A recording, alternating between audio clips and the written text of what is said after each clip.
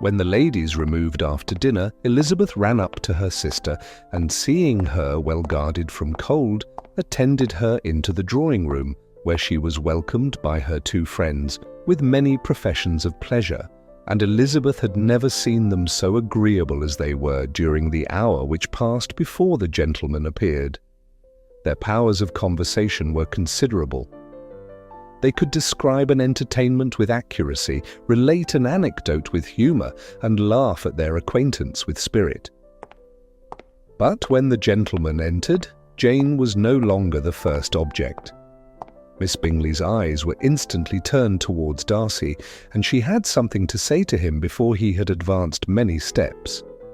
He addressed himself directly to Miss Bennet with a polite congratulation. Mr. Hurst also made her a slight bow and said he was every glad. But diffuseness and warmth remained for Bingley's salutation. He was full of joy and attention. The first half-hour was spent in piling up the fire, lest she should suffer from the change of room, and she removed at his desire to the other side of the fireplace, that she might be farther from the door. He then sat down by her and talked scarcely to anyone else.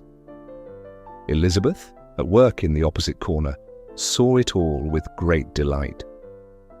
When tea was over, Mr. Hurst reminded his sister-in-law of the card table, but in vain.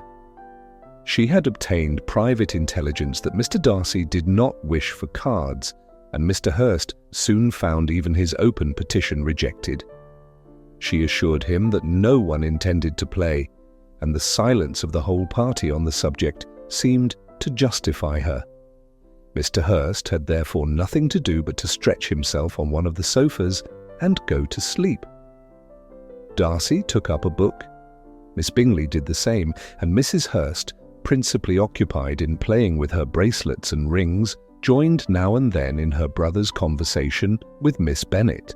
Miss Bingley's attention was quite as much engaged in watching Mr. Darcy's progress through his book as in reading her own, and she was perpetually either making some inquiry or looking at his page.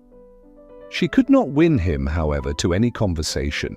He merely answered her question and read on. At length, quite exhausted by the attempt to be amused with her own book, which she had only chosen because it was the second volume of his, she gave a great yawn and said, "How pleasant it is to spend an evening in this way! I declare, after all, there is no enjoyment like reading. How much sooner one tires of anything than of a book. When I have a house of my own, I shall be miserable if I have not an excellent library." No one made any reply.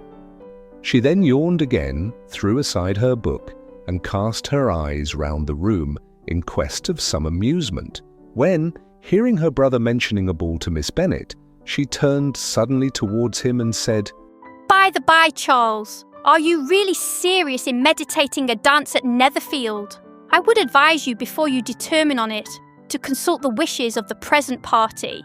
I am much mistaken if there are not some among us to whom a ball would be rather a punishment than a pleasure."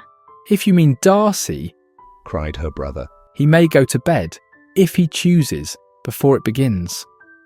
But as for the ball, it is quite a settled thing, and as soon as Nicholas has made white soup enough, I shall send round my cards." "I should like balls infinitely better," she replied, "if they were carried on in a different manner, but there is something insufferably tedious in the usual process of such a meeting. It would surely be much more rational if conversation instead of dancing made the order of the day." "Much more rational, my dear Caroline, I dare say, but it would not be near so much like a ball." Miss Bingley made no answer, and soon afterwards got up and walked about the room. Her figure was elegant, and she walked well, but Darcy, at whom it was all aimed, was still inflexibly studious. In the desperation of her feelings, she resolved on one effort more, and turning to Elizabeth, said, "Miss Eliza Bennet, let me persuade you to follow my example and take a turn about the room. I assure you it is very refreshing after sitting so long in one attitude." Elizabeth was surprised, but agreed to it immediately. Miss Bingley succeeded no less in the real object of her civility. Mr. Darcy looked up. He was as much awake to the novelty of attention in that quarter as Elizabeth herself could be, and unconsciously closed his book. He was directly invited to join their party, but he declined it, observing that he could imagine but two motives for their choosing to walk up and down the room together, with either of which motives his joining them would interfere. What could he mean? She was dying to know what could be his meaning, and asked Elizabeth whether she could at all understand him. Not at all, Was her answer. but depend upon it, he means to be severe on us, and our surest way of disappointing him will be to ask nothing about it. Miss Bingley, however, was incapable of disappointing Mr. Darcy in anything, and persevered therefore in requiring an explanation of his two motives. I have not the smallest objection to explaining them. Said he, as soon as she allowed him to speak. You either choose this method of passing the evening because you are in each other's confidence and have secret affairs to discuss, or because you are conscious that your figures appear to the greatest advantage in walking. If the first, I should be completely in your way, and if the second, I can admire you much better as I sit by the fire. Oh, shocking! Cried Miss Bingley.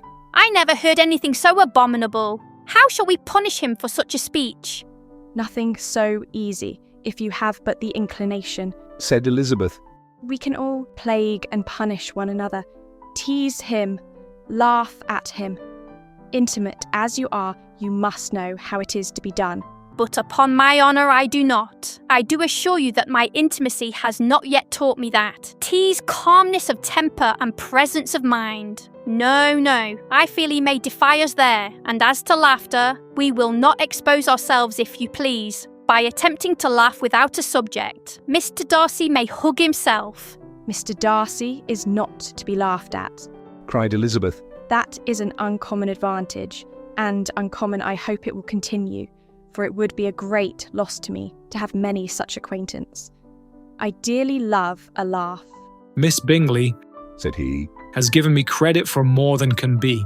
The wisest and the best of men, nay, the wisest and best of their actions, may be rendered ridiculous by a person whose first object in life is a joke. Certainly, Replied Elizabeth. there are such people, but I hope I am not one of them. I hope I never ridicule what is wise or good. Follies and nonsense, whims and inconsistencies do divert me, I own, and I laugh at them whenever I can. But these, I suppose, are precisely what you are without.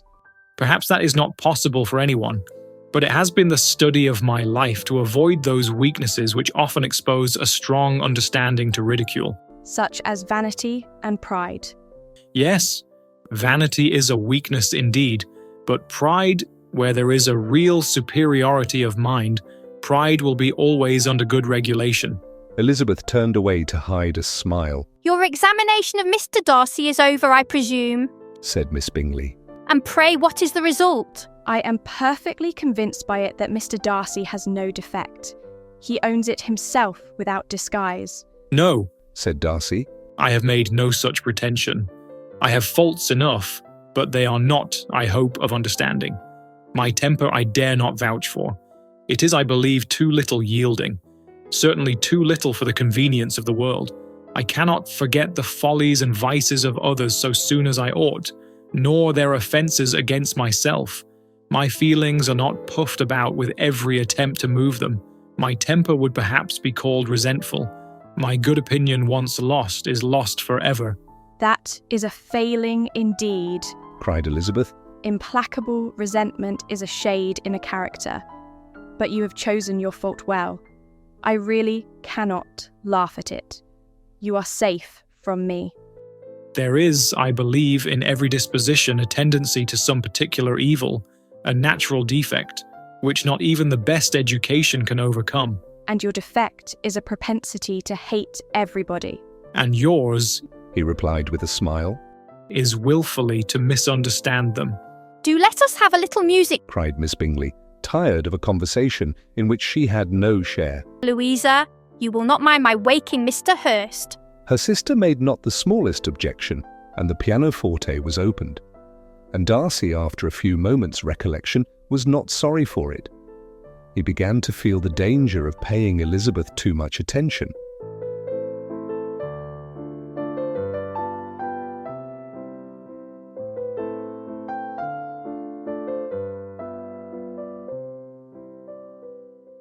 Hey everyone, I'm Riley Bennett, and I play Elizabeth in Pride and Prejudice. I'm from Los Angeles, California. First of all, a huge thanks to all of you for your love and support for Pride and Prejudice. We're super excited to launch a special book review event for Jane Austen fans and AI explorers. Want to know how you can join our show?